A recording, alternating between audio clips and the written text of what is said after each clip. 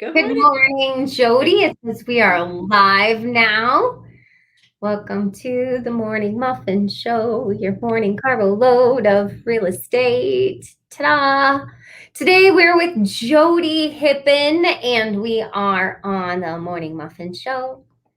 And today we are going to be talking about it's a market update because it's Market Monday, but we are also talking about what it's like to sell your house and buy another one.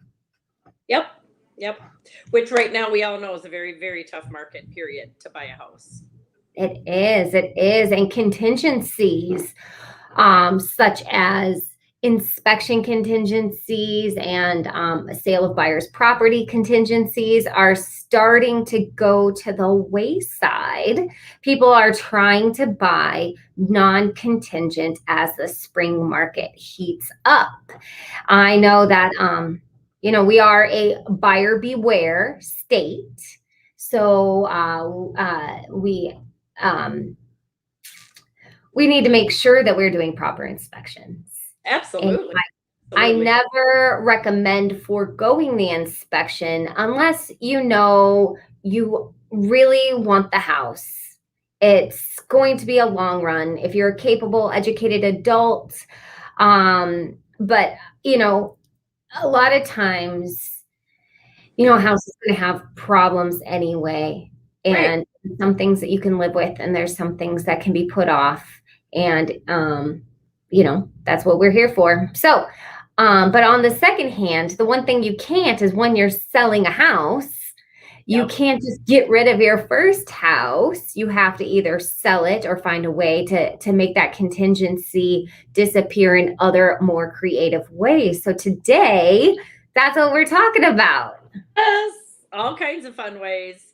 So Mhm. obviously non-contingent meaning buy the new house without selling your first one and getting the proceeds from it.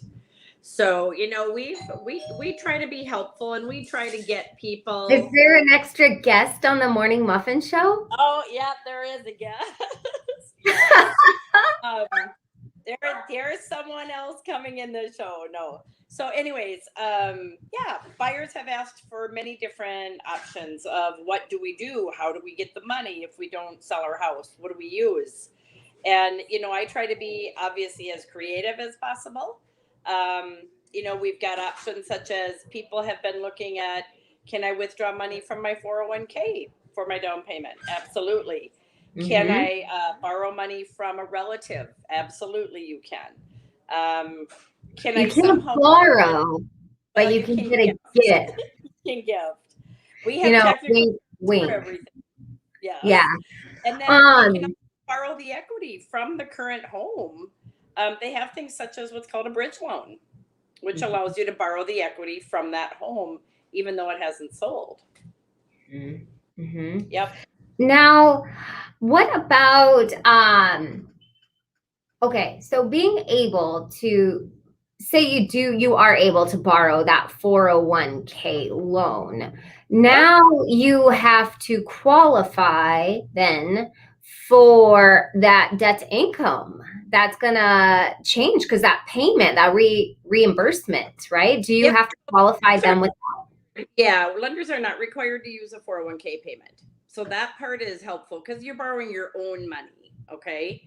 And then, of course, if you get gift money from family or relatives, of course, that is considered a gift, meaning a non repayment as well. So, really, the only kind of debt that would go against you or hurt you would be is if someone was to borrow like a bridge loan, like I'm referring to, where they're taking equity out of their current home as a loan. Hmm. So yeah, so 401k loans, we do not have to qualify with a payment. So it's Oh, yeah. a great source of money for a consumer to pull it out, knowing you're going to just turn around and pay yourself back like the minute your home sells. Yeah. Yeah, absolutely. That is a great idea. And Yeah.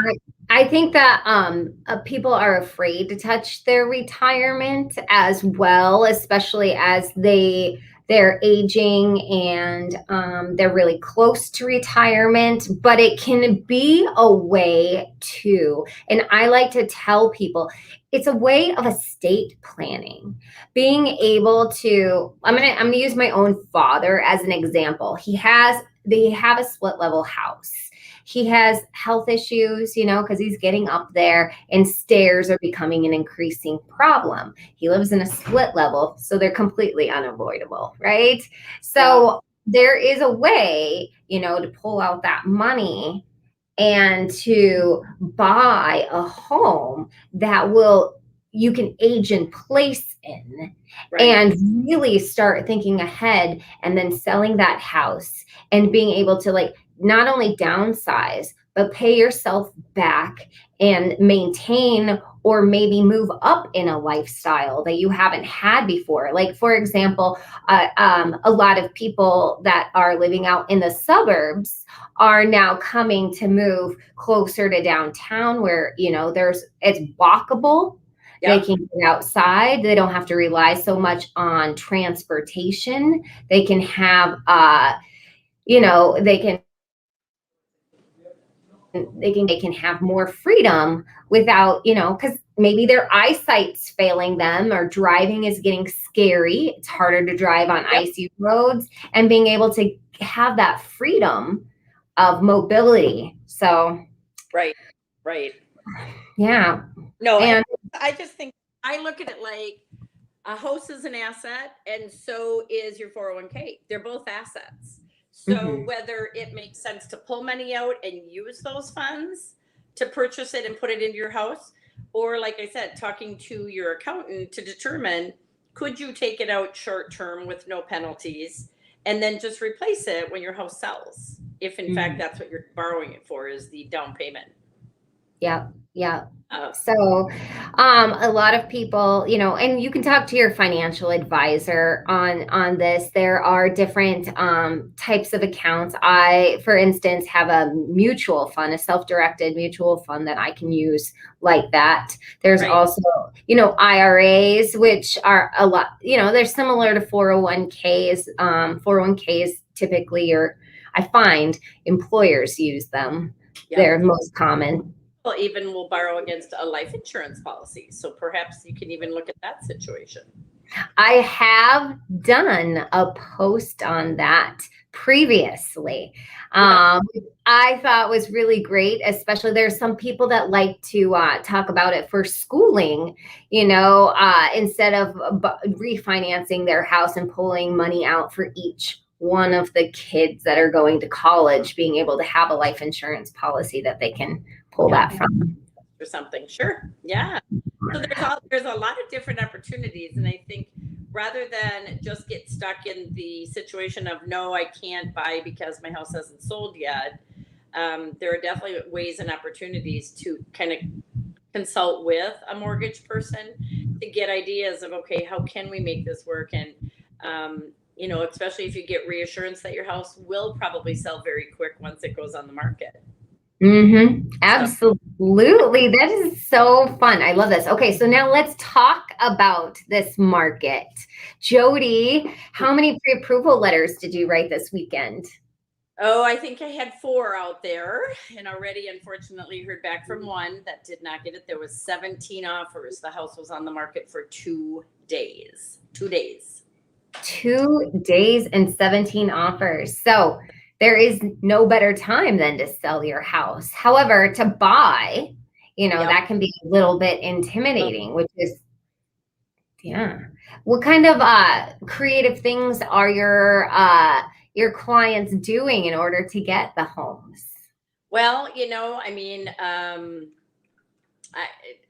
know they're putting offers in higher. I do know that.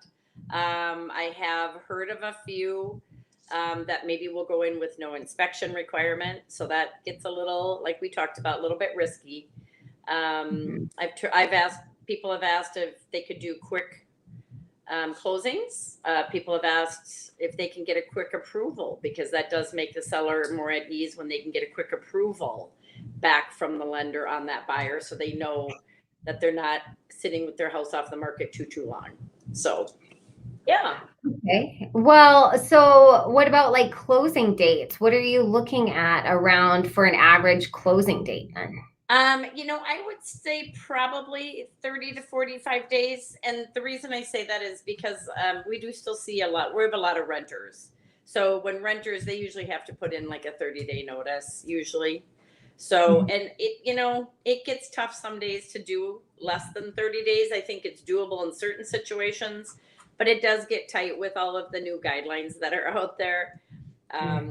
That everything has to be disclosed, consumer has to sign everything, certain things have timing on them. So, Yeah. Have you but I seen mean, anything change post-COVID in the financing world in the year of 2021? I mean, we saw a lot of changes due to COVID, but now that things are slowly yeah, returning to normal, what do you I, see? I think the biggest thing, first and foremost, is if people own a home and their mortgage, they put it into forbearance, that is still an issue. Believe it or not, Fannie Mae and Freddie Mac have still requirements around. They don't want to approve you for a new house when your current mortgage is sitting in forbearance. So there's those requirements, and then the biggest piece I think is income, because ultimately, like you said, we've got the workforce either going back in full or slowly coming back with hours, and underwriters are still looking at income as, is it back to being normal, or is it back to being the steady income that you were having prior to COVID? Mhm. Mhm. Especially like in that serving business, anyone that receives tips has been hit, severely hard with their income. So that is one of the professions that underwriting still is scrutinizing pretty hard, because if restaurants aren't at full capacity, obviously tips are not at full capacity. Yeah, yeah. And what's really hard for me is you came from the serving industry Yep. as well. It is such a viable, reasonable occupation to Yep. have. Well, It's and we all work just high low. yeah.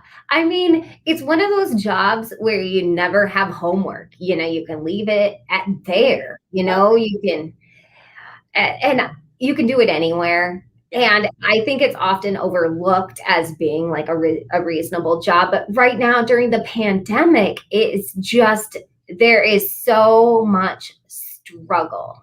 There is. And There is. there's so much doubt on whether or not that's going to be, and there's a lot of people that are career servers. Yep. I know hundreds of them. They Yeah. have kids, they have mortgages, they've made, they're in their 40s, maybe 50s, and they're happy doing it. Yep. They have a return clientele, they have relationships, and I can't imagine the suffering that they're in. So if you guys are out there and you're listening to this, we see you. Yeah. Okay. Absolutely. And so we just look to make sure someone has been steadily employed, because that's the other thing we're up against, is some people did get laid off. And once again, the investors have guidelines around how long you've been without employment. And when it becomes over 6 months, there's usually a waiting period that you're back on your job. So that's another thing to take into consideration, is if there was a complete layoff and you've been off for over 6 months and it was, no fault of your own. Unfortunately, it's just the economy. You have to think about that and talk with people about, am I still available to get approved for a mortgage? Yeah. So, Now, I'm going to switch the subject around because over the weekend and over last week, we saw the rates yep, fluctuate. yep, Can you share a little information about it? Because I think that people are starting to worry. But yep. I do have a little thing that I can post in the comments, a little picture, but you guys, we're still at like historically low rates. I would say we jumped probably from, I'm just going to throw it like a 2.99 on a 30-year to like 3.25 on a 30-year. So we're talking about a 0.25% increase on a $250,000 loan. You're probably talking about maybe $55 more in your monthly payment. Not dramatic. And as you said, a 3.25% mortgage is phenomenal. Okay.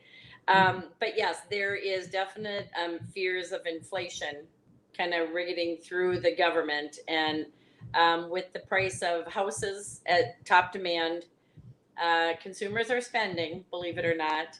and unemployment went down slight. I wouldn't even give it credit, but it went down slight.